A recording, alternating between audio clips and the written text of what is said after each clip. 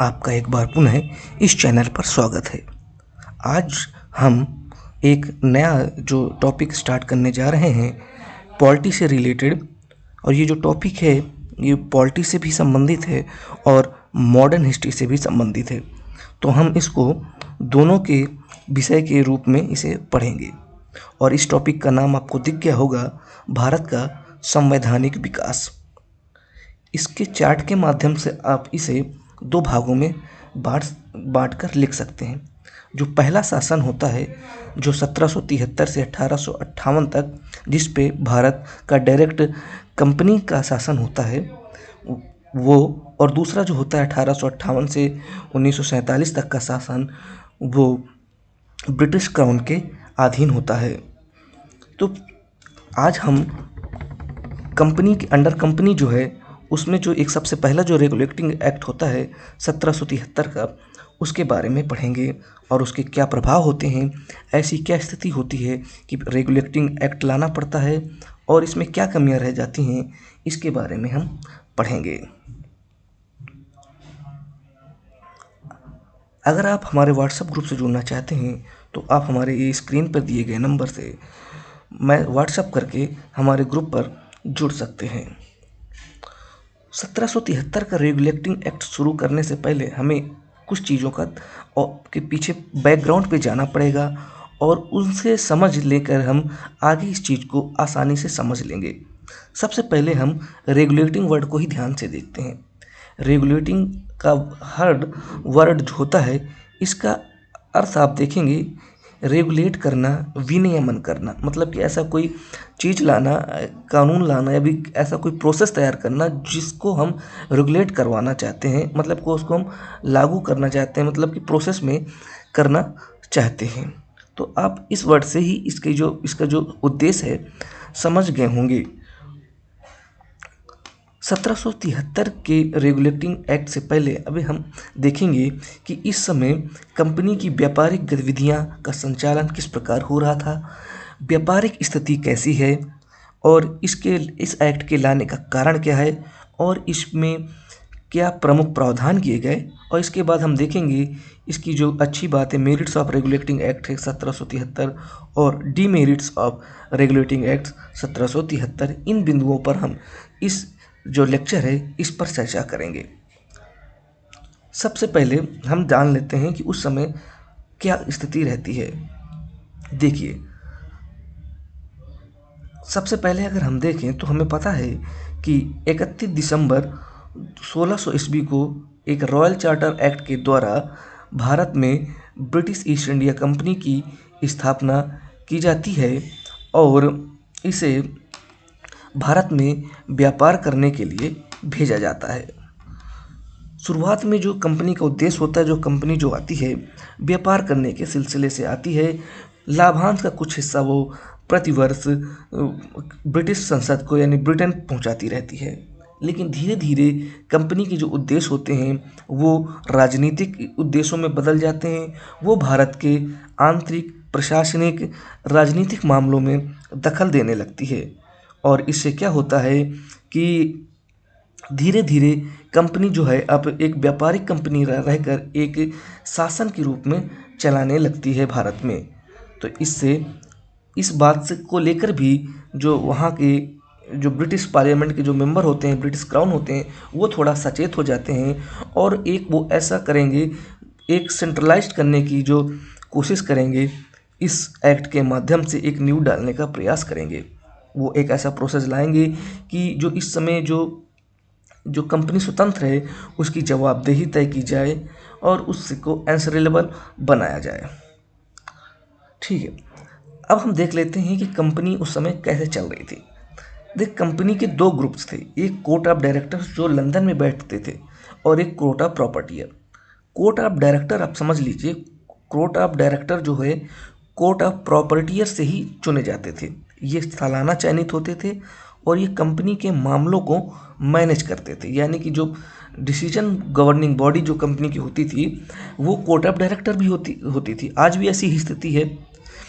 Court of प्रॉपर्टियर के में आप देखेंगे तो यह एक प्रकार के शेयर धारक होते हैं और कोर्ट ऑफ डायरेक्टर के सदस्य इन्हीं में से चुने जाते थे। आमतौर पर वही सदस्य चुने जाते थे कोर्ट ऑफ डायरेक्टर के रूप में जिनके शेयर सर्वाधिक होते थे, अधिक मात्रा में होते थे। आज भी ऐसा ही होता है कि भाई 1.005% शेयर वाले को तो कोर्ट ऑफ डायरेक्टर में जगह मिलती नहीं है, जिसके सर्वाधिक हिस्सेदारी स्टेक होल्डर जिसकी ज़्यादा होती है उसे कोर्ट ऑफ डायरेक्टर में जगह मिलती है। तो इस समय ऐसे ये मतलब कि कंपनी दो भागों में, मतलब कि दो जो इसके पार्ट थे चलने के लिए। और उस समय कंपनी जो है, आप देखेंगे इस समय जो ब्रिटिश रूल है, 3 प्रेसिडेंसी भारत में थी, बंगाल प्रेसिडेंसी, मद्रास प्रेसिडेंसी और बम्बई प्रेसिडेंसी। और ये तीनों आपस में स्वतंत्र थीं, ये इनकी अलग व्यापार करते थे, इनकी सिर्फ जवाबदेही कोर्ट ऑफ डायरेक्टर की प्रति थी और इनकी जो संचालन की जिम्मेदारी थी वहाँ के गवर्नर और उनकी काउंसिल पर होती थी। तो ऐसे में इन प्रेसिडेंसीज में भी टकराव होता रहता था, कभी उनके मामलों में दखल, कभी इनके मामलों में दखल। तो ये भी एक प्रमुख कारण आगे होता है। आगे आप देखेंगे जो प्रमुख में एक जो दूसरा तीसरा जो कारण आप जो दिखाएंगे वो है कंपनी का लगातार घाटे में जाना। कंपनी लगातार घाटे में जा रही थी और इसका जो प्रमुख कारण था वहाँ पर प्राप्त भ्रष्टाचार था। ऐसा क्या होता है कि आप जानते हैं कि जो कंपनी के लोग थे उन्हें पूरी छूट थी, वो अपना निजी व्यापार कर सकते थे, यानी वो ब्रिटेन की जो कंपनी है उसके अलावा, ईस्ट इंडिया कंपनी के अलावा वो अपना निजी भी व्यापार भी कर सकते थे। तो वो क्या करते थे, एक तो इन्हें जो ब्रिटेन ईस्ट इंडिया कंपनी के जो एम्प्लॉयज़ थे इन्हें बहुत ही कम तनख्वाह मिलती थी और इस वजह से ये अपना जो ब्लैक मार्केटिंग का धंधा इन्होंने अपना लिया था। एक जैसे कि गोडाउन से वो खरीदते थे, मतलब सामान लेते थे और उसे जो कंपनी का जो रेट है उससे कम दामों पर बेच देते थे और वो पैसा अपने पास रख लेते थे। इससे क्या होता था, कंपनी तो लगातार घाटे में दिख रही थी, लेकिन जो इनके वर्कर्स हैं, जो इनके जो डायरेक्टर हैं, जो प्रॉपर्टियर हैं, जो बड़े बड़े पद पे रहते थे, उनकी जो इनकम है, उनकी जो स्टेटस है वो लगातार वृद्धि होती जा रही थी। तो ऐसे में जो कंपनी जो लगातार पार्लियामेंट को दिखा रही थी कि मैम हम तो घाटे में जा रहे हैं, इस वजह से हम आपको लाभांश नहीं दे पा रहे हैं, तो ये बात थोड़ी उन्हें जो पार्लियामेंट्स के हैं उन्हें हजम नहीं होती है। उन्हें तो साफ दिखाई देने लगता है कि भाई ये तो रहन सहन तो इनका नवाबों जैसा है और कागजों में इनकी स्थिति बिल्कुल जीरो होती जा रही है। तो ये भी एक इसका प्रमुख कारण होता है रेगुलेटिंग एक्ट लाने का। इसके बाद कंपनी की सीमा में वृद्धि के बारे में हमने पहले ही डिस्कस कर लिया कि लगातार ये युद्धों के माध्यम से सीमाओं विस्तारित करती जाती थी और वहाँ पर अपना जो है संचालन करने लगती थी और रेवेन्यू भी एकत्र करती थी। रेवेन्यू की भी कमी भी इसका एक प्रमुख कारण है, क्योंकि 1772 ईस्वी में एक बहुत ही भयंकर अकाल पड़ता है जिसके कारण इन्हें रेवेन्यू बिल्कुल भी नहीं मिलता है और इनके जो राजस्व में कमी हो जाती है। एक जो चौथा कारण है, जो कि आप एक नेक्स्ट कारण है, वो है बंगाल में जो द्वैत शासन था, ये जो लगाया था रॉबर्ट क्लाइव ने, वो असफल हो जाता है। असफल हो जाता है क्योंकि इससे कुछ ज़्यादा प्रॉफिट नहीं मिलता है। जो पब्लिक होती है वो कंपनी और नवाब जो है उन दोनों के बीच में पिसती रहती है, कभी उनसे उलझना कभी उनसे उलझना। तो ये जो होती है यहाँ पर एक अव्यवस्था जो फैलती है वो भी एक इसका प्रमुख कारण होता है। ये आपने देख रहे होंगे कि किस प्रकार से जो करप्शन चल रहा है, एक पैसे का लेन देन हो रहा है, इस फोटो में आप देखेंगे। अब हम देखेंगे कि 1773 का रेगुलेटिंग एक्ट इसको विस्तार से जानेंगे कि इसमें आखिर ऐसा क्या किया गया। तो इसका जो प्रमुख प्रावधान है, इसमें जो कंपनी के ब्रिटेन मतलब board of director court of director थे और जो भारत में जो गवर्नर जनरल थे और जो उनकी जो काउंसिल थी, उनमें दोनों में सुधार किए जाते हैं। और इसमें क्या प्रमुख प्रावधान होते हैं आगे हम जानते हैं, जो कि बहुत इंपॉर्टेंट है, इसे आप पूरा देखिएगा। देखिए, सबसे पहला जो चेंजेस मतलब इस एक्ट में जो एक लाया जाता है एक प्रावधान, जो गवर्नर ऑफ बंगाल जो होता है उसको अब गवर्नर जनरल ऑफ बंगाल, ठीक है, गवर्नर जनरल ऑफ बंगाल बना दिया जाता है। कहीं कहीं पर governor general of Fort William भी कहा जाता है इसे, ये भी लिख के आता है, ये बना दिया जाता है। और इसकी सहायता के लिए 4 सदस्यों की एक काउंसिल का गठन किया जाता है। और ये जो काउंसिल के मेंबर हैं वो ब्रिटिश पार्लियामेंट, ब्रिटिश क्राउन द्वारा चुने जाते थे। जो इनका जो काउंसिल का जो निर्णय होता था वो बहुमत के आधार पर होता था। और यदि काउंसिल के बीच में सदस्यों में किसी विचार पर टाई हो जाता है किसी बिल पर, तो मतलब कि जो एक डिसाइडिंग वोट देने का अधिकार गवर्नर जनरल ऑफ बंगाल को दे रखा था। एक बात नोट कर लीजिएगा कि गवर्नर जनरल को अब बंगाल को वीटो का अधिकार प्राप्त नहीं था। यानी कि अगर ऐसा कोई है, जैसे कि आप 4 मेंबर हैं बोर्ड ऑफ इसमें काउंसिल में, और एक डायरेक्टर है, और अगर इनमें 3 एक तरफ हो गए और एक इनकी तरफ है या 2 हो गए, तो ये एक वीटो देकर इसे कैंसिल नहीं कर सकता था। वो गवर्नर जो काउंसिल इन जनरल है, इनकी जो सलाह है, मतलब इसकी जो है, इसको मानने के लिए बाध्य होता है। ये इसकी एक थोड़ी सी कमी होती है कि नाम तो बहुत ही बड़ा कर दिया जाता है, governor general of Bengal, governor general of Fort William, और लेकिन जो इसके जो पावर हैं वो इतनी ज़्यादा होती नहीं है जितनी इसके नाम के दिखती है। देखिए, ये एक फ़ोटो है वारेन हेस्टिंग्स की, क्योंकि जो गवर्नर जनरल ऑफ बंगाल होता है, वो गवर्नर जनरल होता है, उसे अब गवर्नर जनरल ऑफ बंगाल बना दिया जाता है, जिसे हम शॉर्ट में GGB बोलेंगे। और उस समय गवर्नर जनरल वारेन हेस्टिंग्स होता है, और वही भारत का प्रथम, मतलब कि भारत का प्रथम नहीं, गवर्नर जनरल ऑफ बंगाल जो है, पहला governor general of Bengal Warren Hastings बनता है। प्रश्न यहाँ से पूछ लिया जाता है कि पहला गवर्नर जनरल ऑफ बंगाल कौन है, तो आप बताएंगे कि वारेन हेस्टिंग्स है। अगला देखते हैं। उस समय की आप बात देखेंगे 1773 के पहले मद्रास बंगाल और जो बॉम्बे प्रेसिडेंसी थी वो एक दूसरे से स्वतंत्र थी। उनकी सारी जिम्मेदारी कोर्ट ऑफ डायरेक्टर के प्रति थी। लेकिन इस एक्ट के माध्यम से मद्रास और बंगाल प्रेसिडेंसी को कलकत्ता प्रेसिडेंसी का सबऑर्डिनेट बना दिया जाता है, यानी कि उसके अधीनस्थ कर दिया जाता है।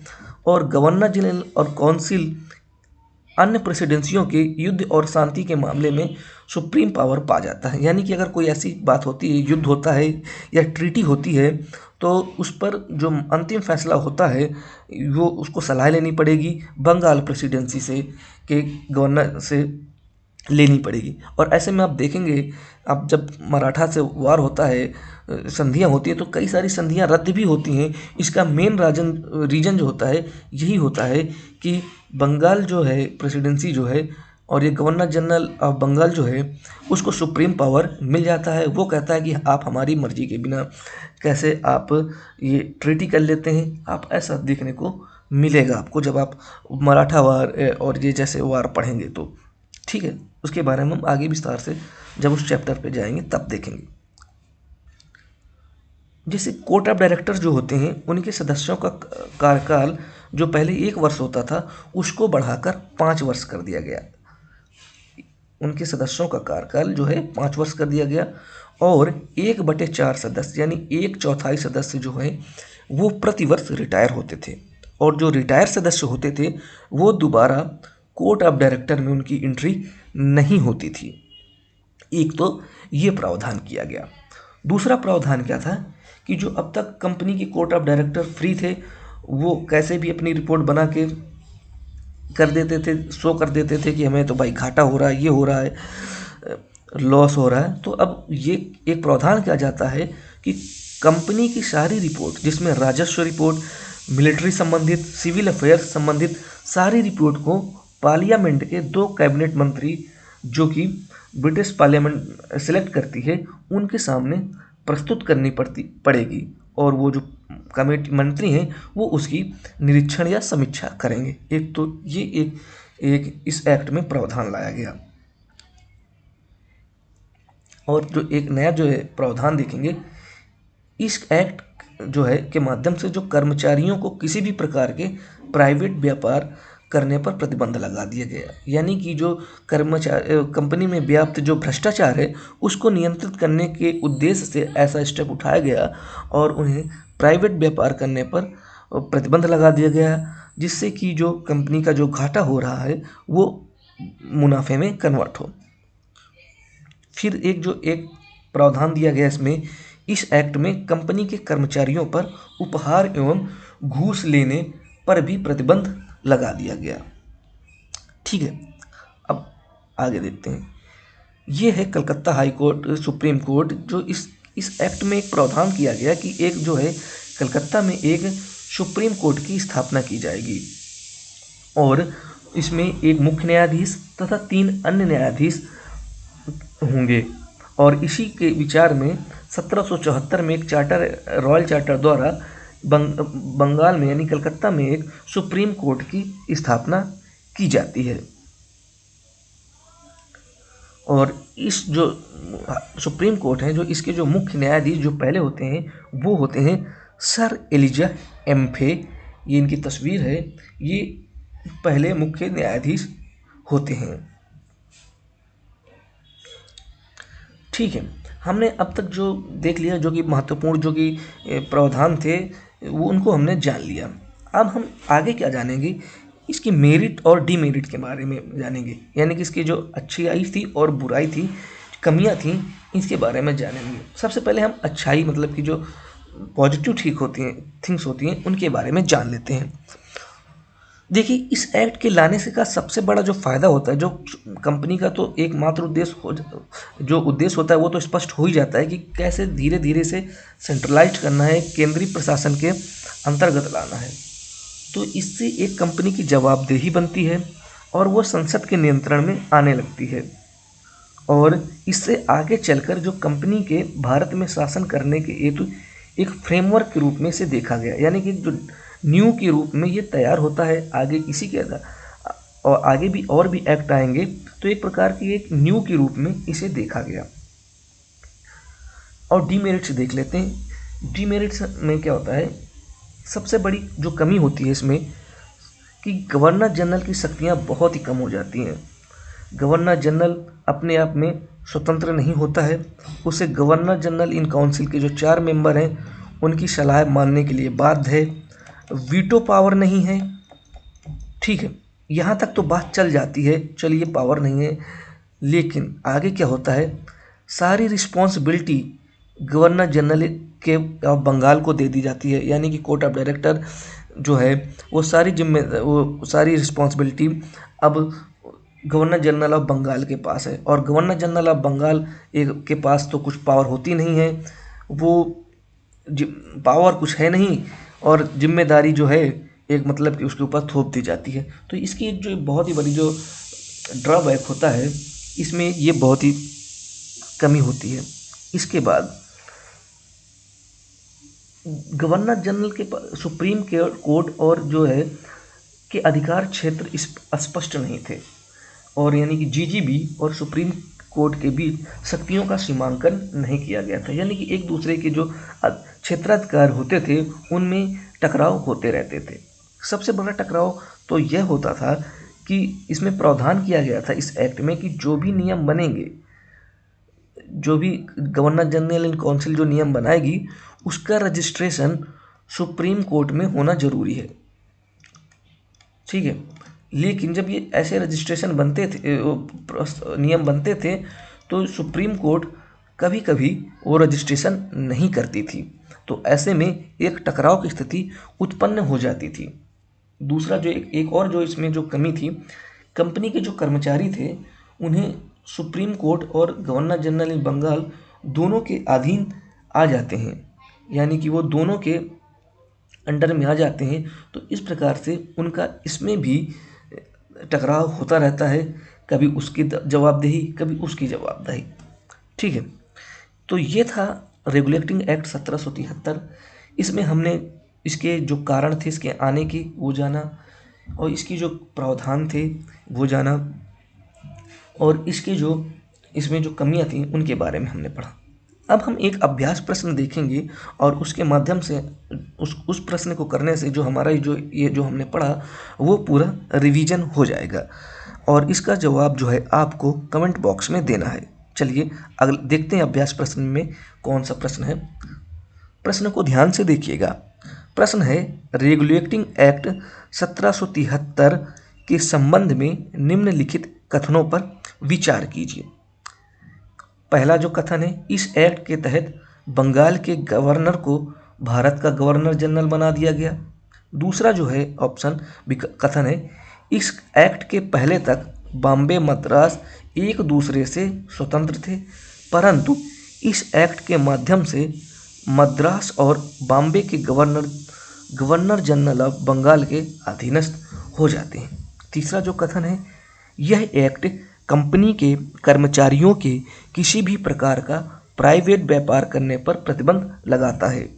चौथा जो कथन है, यह एक्ट कंपनी के कर्मचारियों के घूस और गिफ्ट लेने पर प्रतिबंध लगाता है। जो पांचवा जो कथन है, कोर्ट ऑफ डायरेक्टर को अपने राजस्व और सिविल अफेयर्स की रिपोर्ट मिलिट्री अफेयर्स की रिपोर्ट को छोड़कर ब्रिटिश सरकार के समक्ष प्रस्तुत करनी पड़ती थी। उपरोक्त कथनों में से कौन से कथन सत्य हैं? पहला जो ऑप्शन है 1 और 2, बी में 2, 3 और 4, सी में 1, 3 और 5, डी में इनमें उपरोक्त सभी। तो आप इनका जो जवाब है आप कमेंट बॉक्स पे देकर बता सकते हैं। अगर आपने इसका जवाब दे दिया सही तो आपका 1773 का रेगुलेटिंग एक्ट पूरी तरह से तैयार हो गया है। आप कोई भी इससे प्रश्न आ जाए, कैसे भी आ जाए, आप कभी भी मिस नहीं करेंगे। आप जो रेगुलेटिंग एक्ट हैं इनको याद करने का सबसे सिंपल तरीका है कि आप इनके आने का कारण देख लीजिए, याद कर लीजिए आप, और इनका निवारण आपको समझ में ऑटोमेटिक आप इसका देख लेंगे। कारण पता होगा तो आपको पता है कि उन्हीं से संबंधित इसका जो सॉल्व करने के लिए ही उपाय किए जाएंगे। तो फिलहाल इस वीडियो में इतना ही। आपको अगर पसंद आया हो वीडियो तो लाइक कर देना, कमेंट कर देना, चैनल को सब्सक्राइब भी कर देना। फिलहाल इस वीडियो में इतना ही। Bye bye.